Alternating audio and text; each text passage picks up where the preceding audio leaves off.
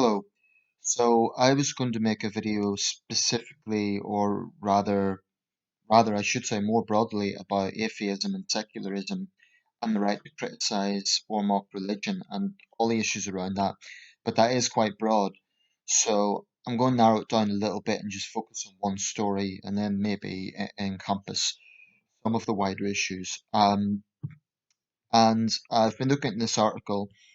The article is from, and I'll put a link after the video as I always do.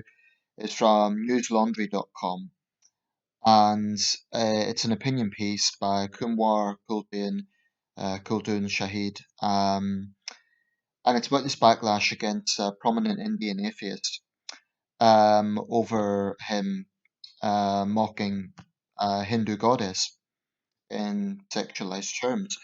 I'm not going to read out the whole article, but I want to get to the basis of this. So this is the headline. Hindutva backlash against atheist republic's founder echoes Islamist reaction to blasphemy. The actions of Islamists and the uh, Hindutvawadis underline why there must be no free speech exception for religion. And I think this is a very compelling argument. So I'll read out the first few paragraphs and then talk a little bit about the context. Two exhibits in the West dubbed anti-religion expressions have simultaneously unravelled the hypocrisy of South Asia's two most prominent religionists over the past week. Charlie Hebdo republished caricatures deemed anti-Islam to mark the trial of the abettors of the 2015 attack on the French satirical magazine's office. If you recall, 12 of those of the employees of Charlie Hebdo were brutally killed by Islamists in Paris. Atheist Republic's Armin Navabi posted images interpreted as anti-Hindu in India.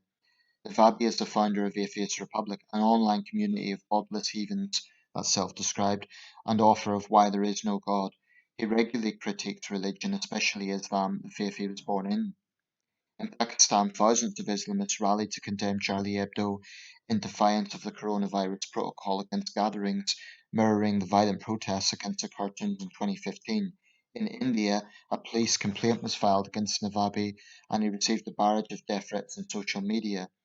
In spite of the rise of Hindutva in India and the accompanying mob violence, any equivalence with Islamism until recent years has been largely misplaced, given the latter's global reach and the scale of terrorism inspired by it. Still, given the scale of the backlash against Navabi, from remarks by Vishwa Hindu Parishad spokesman Vinod Bansal and Bollywood actor Kangani Ranaut to repulsive social media threats against his family, it seems that India's Hindu nationalists are embracing the very tendencies that they're sweepingly accusing Islamists of. It is no coincidence that Ravi Sisodia and Mumtaz Kadri are hailed as heroes and revered as martyrs in India and Pakistan by leading politicians. I'm familiar with Mumtaz Kadri, the assassin of Governor Taseer in Pakistan. I'm not sure who Ravi Sisodia is, but anyway, um, I'll put the rest of the article in the link to this. I've long felt that Hinduism isn't free from extremism. I mean, there was the incident either last year or in 2018 when Hindu hardliners threatened to attack British cinemas if they went ahead and screened a controversial Bollywood film. Well, controversial in their eyes because it depicted a kissing scene. Um, I think that the reason it's been focused on Islamism is for that reason, because it has had a more of an international scope, and no other religion comes close in terms of actual named terrorist organizations. I do think Islamism is a unique threat to the world, far worse than Christian or Hindu extremism. But that doesn't mean that the others don't exist. And I think this year has been a glaring example of Hindu extremism within India. The violent anti-Muslim pogrom in Delhi earlier this year. I defy anyone to try and say with a straight face that a Muslim shopkeeper being beaten to within an inch of his life by rampaging Hindu mobs is justified, or a man getting his arms sawed off by Hindu extremists in India. I'm trying to recall the province. I think it was uh, I apologize, I forget the province right now, but I read that report earlier. So there is absolutely a rise of Hindu extremism in India, and instead of being denounced, our leading Indian politicians in the BJP openly encouraging this, which is shameful, absolutely shameful. India often boasts about being the world's biggest democracy, in population terms, but I think India's image is being tarnished by this extremism. So the background to uh, this case, um, Armin Armin Navabi, the sort of backlash that he's received. Apparently, this extended to crude messages about his dying mother, which I think is absolutely disgusting and cowardly. Another thing that stands out is the anger is supposedly because he was mocking Hindu goddesses and sexuality in that context. I don't know the precise nature of the cartoons or the images that he's being accused of making or promoting or whatever it is, but it doesn't really matter because even if they are a bit vulgar or crude or sexualized, there's an obvious hypocrisy there.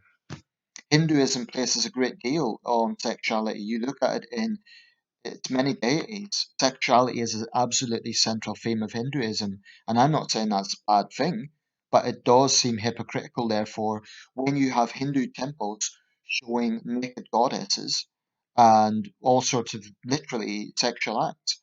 So to then lash out and threaten an atheist simply because he is highlighting this, essentially, seems to be incredibly hypocritical. And I hope the authorities act against threats. If India really is a democracy, then it should enshrine the right to freedom of expression, which should include the right to criticize religion. Um, I think the difficulty in India is a very, very religious country of all the major faiths. And with that, you're going to get a sensitivity, even if free speech is guaranteed. It's very difficult to actively stop all extremists. So I think there needs to be at the highest levels from politicians a message that actually there cannot be a situation where atheists live in fear because they've criticised religion. Now, I would contrast this to the response of President Macron in France.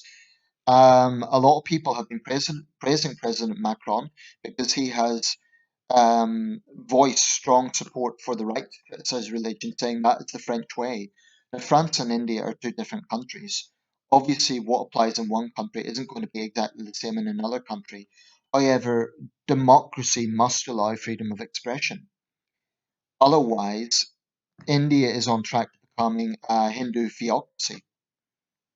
So I would call on moderate Hindus and others in India to rein in on the extremists because honestly, they are projecting a negative image to an otherwise great country. Um, I mean, it's disgusting that they would think it is okay to insult and threaten his dying mother and say, oh, well, the goddess is like our mother, so it's fair game. Um, if they don't like his depiction of the goddess, they can debate him or criticize him. But threats, I mean, he hasn't made any threats against Hindus. He's offended them. But they are coming across as just as super sensitive as Islamists. And the fact that they were praising the blasphemy against what Islamists perceive to be blasphemy, and they were defending that and saying, "Oh, these super sensitive Muslims," when they're just as super sensitive. So it's something that is very galling about religious hardliners, their absolute inability to see their own hypocrisy. So I say I stand by Armin Navabi 100%. Because it's unacceptable that this young man is facing threats to his life and his family is getting threats because some thin-skinned Hindus they just cannot tolerate that this is someone who has offended their religion. Okay, if you're really offended, then debate him, explain why it's wrong, whatever. But to threaten him, to threaten his family, all that does is make you look like thugs and extremists. So that's how I feel about it. So I stand with Armin Navabi 100%. I'm not an atheist. I might not necessarily agree with every approach that he takes, but I stand by his right to do it. I don't think that you can honestly say that in a democracy it should be illegal to mock religion. It might be in bad taste, it might be vulgar, in which case, okay, criticize it. Say there's better ways to criticize religion. But I think in this case, all he was doing was what is something that's already prevalent within Hinduism, which is an emphasis on sexuality. I mean, that's irrefutable. Hindu temples are full of depictions of sexuality. So, for the Hindu hardliners who are attacking him, how do you answer to that? How do you explain that? I'll put a link to the article.